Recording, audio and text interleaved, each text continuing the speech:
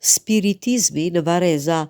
Burri u përpoq të rikthej gjyshen e tij të vdekur. Në qytetin e Knoxville, Tennessee, një burr u arrestua për dëmtimin e një vareze, ndërsa po përpiqej të ringjallte të vdekurit, raportojnë mediat amerikane.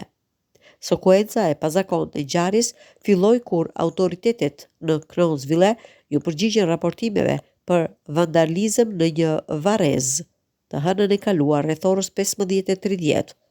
Kur policia mbërriti në vendin e ngjarjes, ata zbuluan një spektakël kaotik. Një burr po thyente gurët e varrezave dhe gërmonte tokën në vende të ndryshme sikur po kërkonte diçka. Fajtori u identifikua si 34 vjeçari Danny Frazier, një njeri i pastre të cilin dëshmitarët e kishin parë më parë duke jetuar pranë varrezave. Kur u pyet për veprimet e tij, Danny i tha policisë se po përpiqej të ringjallte gjyshen e tij të ndjerë, e cila ishte varrosur diku afër. Mbetet e paqartë saktësisht se si ai synonte ta bënte këtë, por më vonë u akuzua për vandalizëm për shkaktimin e dëmeve me vlerë $30.000.